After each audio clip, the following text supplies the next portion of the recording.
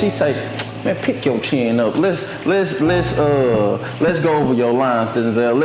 Let me help you out. Let me show you how to express yourself.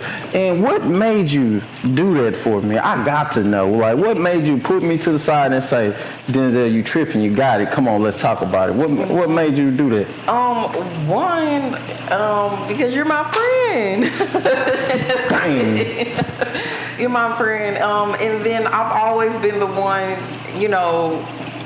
I believe that, yes, corrective criticism, pushing someone is it's great. I mean, I've worked with directors who have made me bust out crying. Yeah, I almost cried. Right. I kind of cried. But I'm just a big firm believer that God doesn't make any mistakes. So you are where you're supposed to be. That person hired you for the job. It's in you. And we just need to bring it out of you. And so that's my whole theory in working with my actors, working with anyone. We all have it. Let's bring it out of you. You have the gift. You wouldn't be here if you didn't. Okay, so let's say a person out there don't have the support system like I did and you did. How can you encourage that individual to pull it out themselves? Yes. So I would say that's a good one, huh? Yeah, it really is. It really is, because there are a lot of people who are not as fortunate to have the support. But what I can say is, if you could close your eyes and take a deep breath and then locate any part of your body that speaks to I have the courage, and taking that seed and just going with it to network with people who are in the places that you want to be. Okay.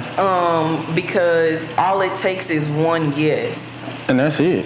Yeah. That's it. Yeah, it only takes one yes. It only takes one person to believe in you, to push you. It only takes that one door opening to go into the next door, to allow that door to open. And so that's what I would say to that person is, if you could do that little exercise, because some people may even when they don't have the support, they're like, I don't even have the gumption to walk up to someone and ask for any type of help, especially when you may be in the circumstances where you're used to doing or put in the position to do everything on your own. So I would tell you to, whatever you're doing, whether it's lying in bed, walking on the street, close your eyes, take a deep breath in, go to that little bit, and we call that having the faith of mustard seed, right? So tapping into that little part of your body and having the gumption to say, who can I call? Or where can I go? Where are these people doing that? And I think that's a lot of times where I get I'm really not afraid to do anything. I know. I know. So, and that's just me, if I don't see it, I'm going to find it. So, what I'm glad you said that. Let me tell you why I'm glad you said that. So, by you being a jack of all trades, you feel me? The distractions. Let's talk about them. Let's talk about these distractions. How do you kill them? Because sometimes I just feel like, I allow my distractions to, I hate to say it, but control me at times. Yes, For you to accomplish all you've done, come on, help me out. How you kill a distraction? Yeah. So I don't necessarily say that I can kill them, but what I have been trying to do is basically write down my top 3 priorities. And that's something that I've been trying to get better at, because eventually, you can't, you can be a jack of all trades, but eventually if you want to be the queen or the king, you have to, let one go, right? And so really what I've been trying to do lately is just focus on my top 3 priorities, whether it be over the year, over a span of a quarter, over even my daily goals, is accomplishing those 3 things. And when it comes to people who are like serial entrepreneurs, go down to even those 3 things that are bringing in the most income.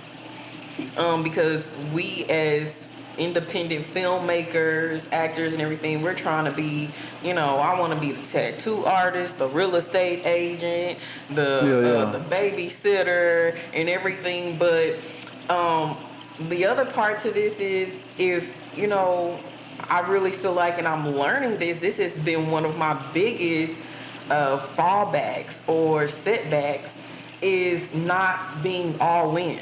And so I've been learning that, and I'm not afraid to say it, that I've been learning you have to be all in, especially with something like, dreams like acting. And you have to be all in, and then you'll see how many doors God opens for you. From my point of view, it look like you all in. But from your point of view, you don't feel like you all in. Why is that?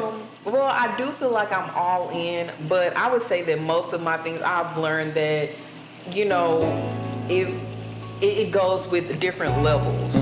So you can be all in, but still not getting to that next level.